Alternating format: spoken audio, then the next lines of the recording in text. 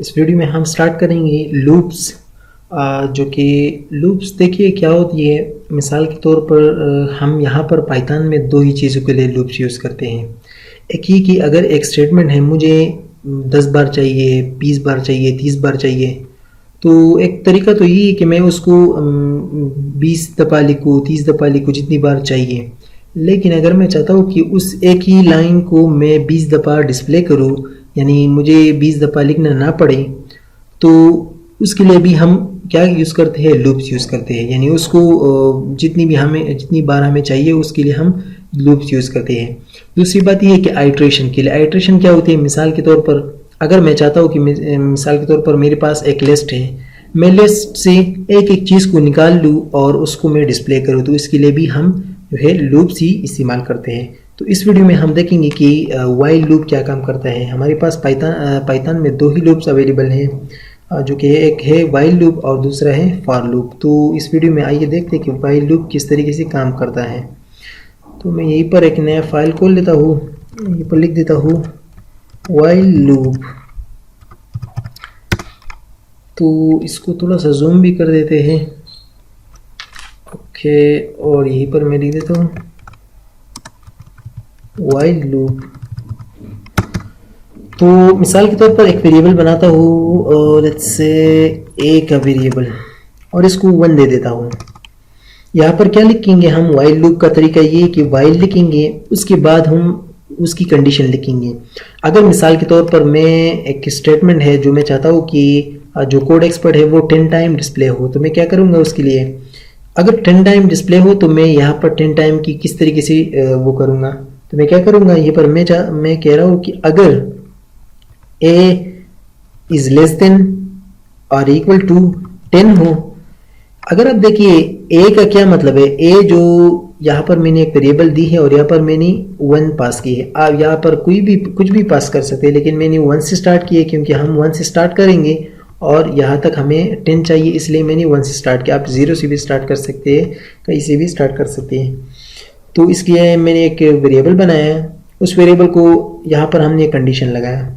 मैं चाह रहा हूँ कि अगर ये लेस देन हो या इक्वल हो 10 का, तो क्या हो जाए, ये प्रिंट हो जाए। तो मैं इंडेंटेशन करूँगा, आप याद रखना है कि ये भी इंडेंट होगा। यहाँ पर कॉलन लगाया मैंने, मैं यहाँ पर आऊँगा और मैं कहूँगा कि print let's say code expert.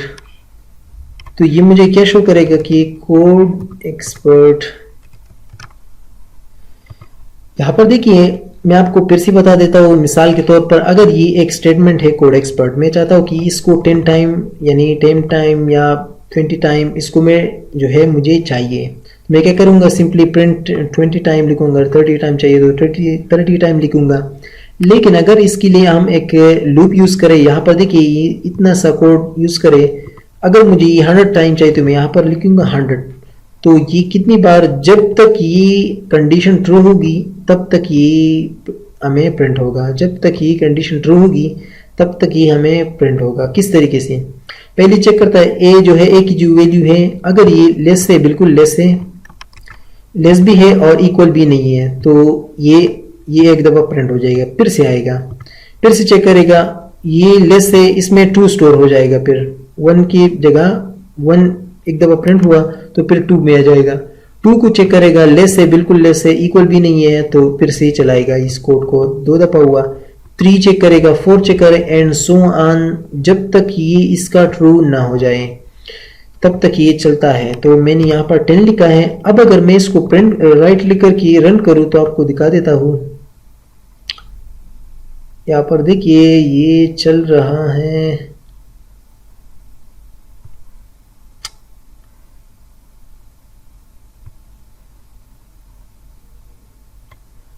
ओहो सॉरी, यहाँ पर मैं यहीं से हटा देता हूँ क्योंकि हमारी जो, और मैं अब रन करता हूँ, यहाँ पर मसला है। यहाँ पर देखिए नीचे ये जो लूप है ये चलता ही रहे हैं, मतलब ये इनफाइनाइट है। तो मैं यहाँ पर एक गलती की है हमने, यहाँ पर मैं आता हूँ, इसको इक्वल करता हूँ और इसके नीचे हम एक स्टेटमेंट लिखते हैं जिसको हम कहते हैं, यानी ये जो ए है, ए यानी ए कहाँ पर है, ए और फिर प्लस इक्वल, और फिर यहाँ पर क्या लिखूंगा मैं, यहीं पर लिखता हूँ 1। इसका क्या मतलब हुआ, आपको अगर याद हो तो हमने ऑपरेटर की बात की थी जो कि ये कंपैरिजन ऑपरेटर। इसका मतलब ये है कि ए को चेक करो, ए को जब पहले चेक करेगा तो इसकी जो वैल्यू है वो 1 है, यानी ये ऊपर वाली, तो ये कंडीशन ट्रू हो जाएगी, तो ये एक दफ़ा जो है प्रिंट आ जाएगा।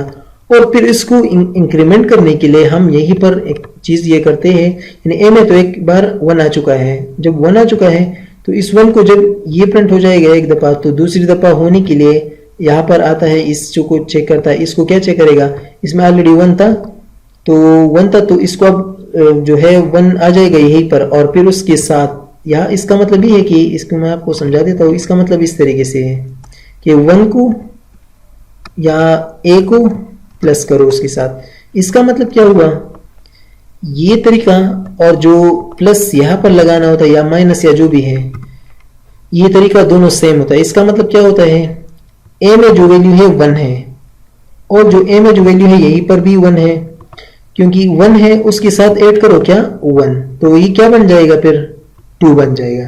फिर से चेक करेगा यहीं पर इस तरीके से।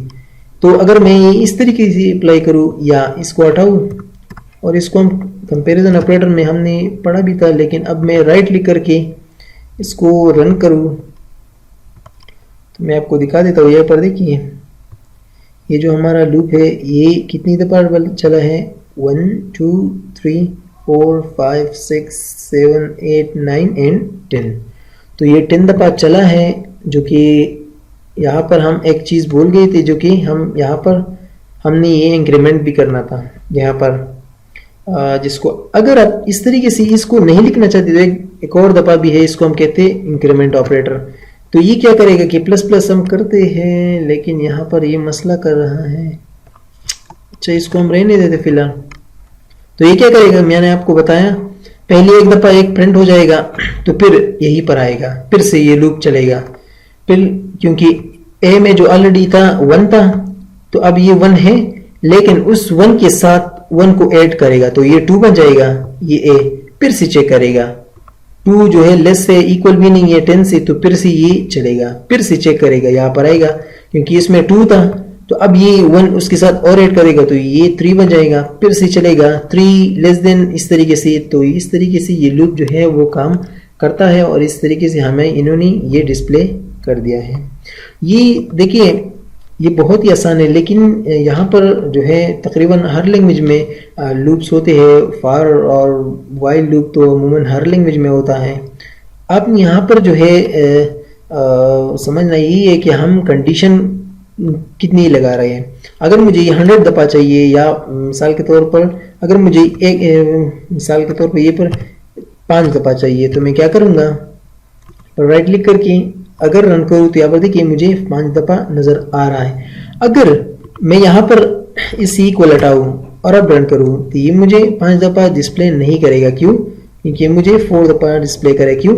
यहाँ पर देखिए ये पहले चेक किया, 1 दफ़ा डिस्प्ले किया तो यहाँ पर आए, इसमें 1 था, फिर 1 ऐड किया, 2 बन गया, फिर से आ गया 2 लेस देन 5, यस ट्रू, तो इन्होंने फिर से डिस्प्ले किया, फिर आ गया ये 2 है तो 2 के साथ 1 और ऐड कर दिया, फिर से आ गया जो है 3 बन गया था, तो 3 इज लेस देन ट्रू, इसको फिर से चेक करेगा, ये ट्रू है जो कि यहीं पर आ जाएगा। तो 3 यहाँ पर पड़ा था, अभी आया था, तो 3 के साथ 1 और ऐड करे, ये 4 बन जाएगा। फिर से यहाँ पर चेक करे 4 लेस देन यस ट्रू, तो यहाँ पर फिर से चेक करेगा, फिर यहाँ पर आएगा और उसके साथ 1 ऐड करेगा, क्योंकि 5 जो है वो उससे 5 से लेस नहीं है, इसलिए हमने जो इक्वल लगाया। तो मैं चाह रहा था कि अगर ये लेस नहीं है तो अगर इक्वल हुआ तो तब भी उसके साथ वही 5 वाला भी डिस्प्ले करो। लेकिन जब मैंने इक्वल हटाया तो आपने देखा कि हमें इन्होंने 4 ही डिस्प्ले किए। क्यों? क्योंकि जब इस वैल्यू में 5 आ जाती है और ये भी 5 होता है, तो 5 तो लेस 5 नहीं होता, तो यहाँ पर जो है ये वाइल लूप जो है वो ख़त्म हो जाती है और फिर हमें कुछ भी डिस्प्ले नहीं करती।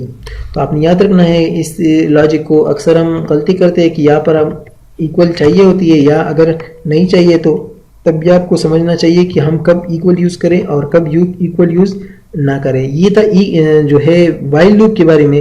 अगली वीडियो में हम बात करेंगे फॉर लूप के बारे में।